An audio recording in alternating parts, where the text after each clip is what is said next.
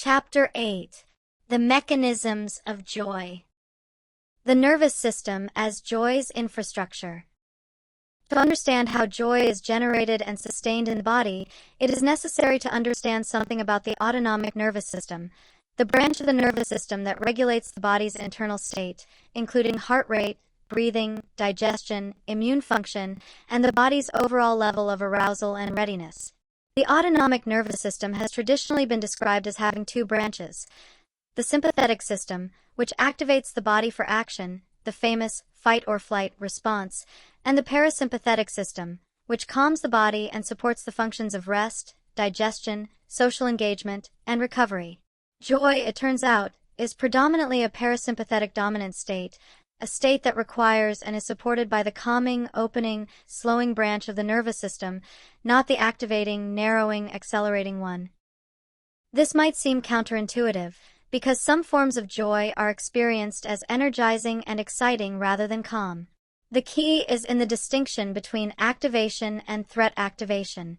The sympathetic nervous system can be engaged for two very different reasons: because the brain has detected a threat, producing fear, anxiety, or anger-based mobilization, and because the brain has detected an opportunity, a social reward, or a positive challenge, producing what some researchers call excitatory activation or positive stress. The activation of approaching something wonderful rather than fleeing something frightening. These two modes of sympathetic engagement feel very different and produce different physiological and chemical signatures, even though they share the common feature of arousal. What they do not share is the underlying state of safety and openness that deep joy requires and that the parasympathetic system provides. The ventral vagal complex: safety, connection, and joy.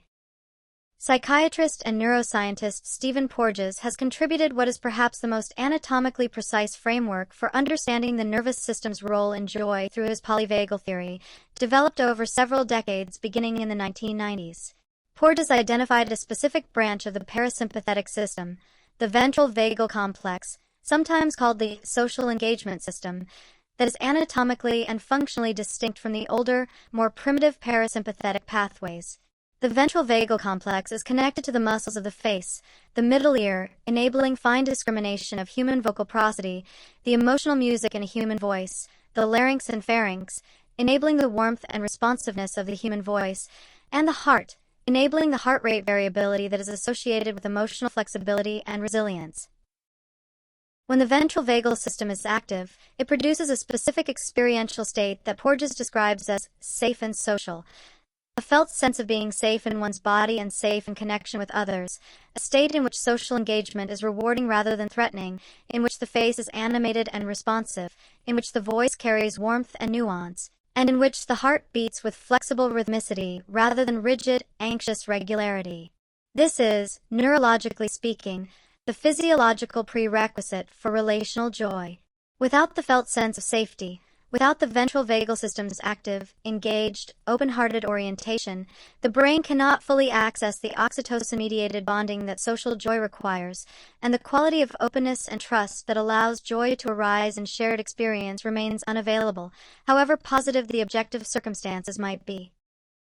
Attention and presence as joy's engine. One of the most practically important findings in the psychology of joy is one of the simplest to state and one of the most difficult to enact. Joy lives where attention is fully placed. This is not a philosophical claim, but an empirically supported one. A landmark study by psychologists Matthew Killingsworth and Daniel Gilbert, published in Science in 2010 and based on experience sampling from over 2,000 participants, found that people were happiest, reported the highest levels of positive feeling, when their minds were most present to what they were actually doing, regardless of what activity that was. Mind wandering, the default state of the human mind, which was engaged in it approximately 47% of the time in the study, was associated with significantly lower reported happiness than present moment engagement with the same activities.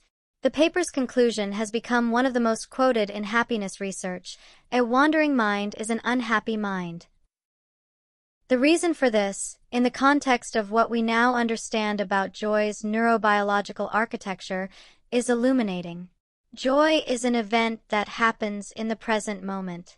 It requires the processing of present moment sensory, relational, and aesthetic information, the input from the world as it actually is right now. Mind wandering, by definition, redirects cognitive resources away from the present and toward the past, typically in the form of rumination, or the future, typically in the form of worry or planning. In doing so, it removes the attentional resources that joy requires. The beautiful thing on the table, the kind gesture in the room, the warmth of the sunlight through the window, none of these can generate joy if the mind is elsewhere. Presence, then, is not merely a virtue or a spiritual achievement. It is the functional prerequisite of joy, the condition without which joy's neural and chemical machinery simply cannot engage. Play, the primary mechanism. Jake Panksepp's identification of a dedicated play system in the mammalian brain, a neural circuit distinct from the pleasure, fear, rage, and seeking systems, is one of the most important findings in the neuroscience of joy and one of the most directly applicable to everyday human life.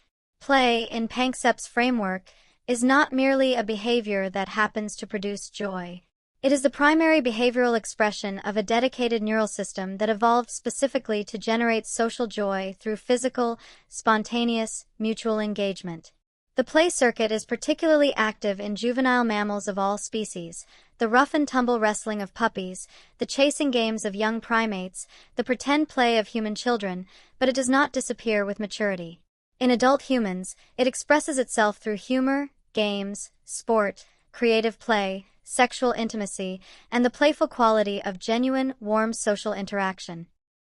Adults who maintain access to this play system, who regularly engage in activities characterized by spontaneity, physical expressiveness, humor, and the suspension of achievement-oriented self-consciousness, consistently report higher levels of subjective well-being, greater creativity, stronger social bonds, and better psychological resilience than those whose lives have become entirely dominated by productivity and seriousness. The loss of play in adult life is not maturity, it is impoverishment. And the recovery of play, which many adults find requires deliberate permission-giving and the overcoming of cultural shame about not being serious enough, is among the most effective and underutilized pathways to the recovery of joy.